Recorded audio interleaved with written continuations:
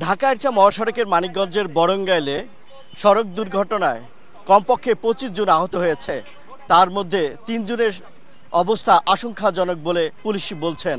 আমরা কথা বলেছি পুলিশের সাথে। পুলিশ আমাদেরকে জানিয়েছে ঢাকা-এরচা মহাসড়কের মানিকগঞ্জের বরঙ্গাইলে বাস, ট্রাক ও কাভার্ড ভ্যানের ত্রিমুখী সংঘর্ষে কমপক্ষে 25 জন আহত হয়েছে। এর মধ্যে 2 চালক সহ আরো 1 যাত্রীর অবস্থা আশঙ্কাজনক। আজ দুপুর 11:30টার দিকে মহাসড়কের বরঙ্গাইল ব্রিজ এর উপরে সপ্ত বন্যা পরিবহনের একটি বাস ও কাভার্ড ভ্যানের সাথে মুখোমুখি সংঘর্ষ হওয়ার সাথে সাথে পিছন থেকে আরেকটি ট্রাক এসে উভয়কে সজোরে ধাক্কা দেয়। এতে বাস, ট্রাক ও কাভার্ড ভ্যানের চালক সহ কমপক্ষে 25 যাত্রী আহত হয়। এ সময় স্থানীয়রা তাদের উদ্ধার করলেও কাভার্ড ভ্যানের চালক আটকে পড়ে। গেউর ফায়ার সার্ভিস স্টেশনের কর্মী ও পুলিশ এসে আটকা পড়া চালক সহ গুরুতর 2 জনকে উন্নত চিকিৎসার জন্য ঢাকা প্রেরণ করেন। দুর্ঘটনার পরপরই ঢাকা-এরচা মহাসড়ক যান চলাচল বন্ধ হয়ে যায়। পরে পুলিশ দুর্ঘটনায় কবলিত গাড়ি সরিয়ে যান চলাচল স্বাভাবিক করে। অতি গতির ফলেই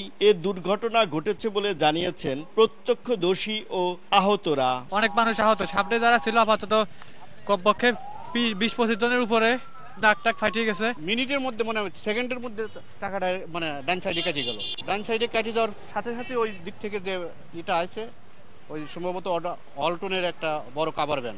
আমরা 3টে লোক ছিলাম একসঙ্গে। আমার ওই যে বিটার বোন আর আমার ভাই ছেলের এই যে নাক ফাটিয়ে রক্ত বাড়াইতে হয়েছে, বিটার বোন তাই হচ্ছে। সাকুরা আর কভার ভ্যান মানে সামনাসামনি লেগে গেল।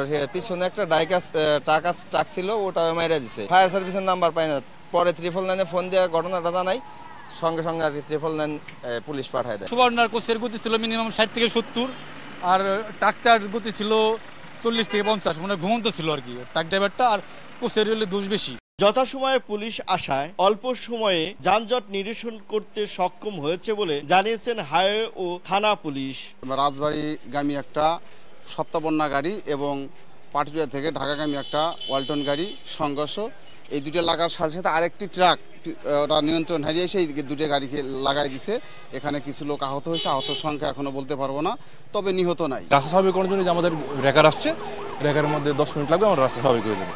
অতি দ্রুত গতির কারণেই এই দুর্ঘটনা প্রায়শতই হচ্ছে। তাই এই দুর্ঘটনা রোধে গতি নিয়ন্ত্রণ থাকবে চালকদের, এটাই প্রত্যাশা সকলের। মোহাম্মদ ইউসুফ আলী, সময় সংবাদ, মানিকগঞ্জ।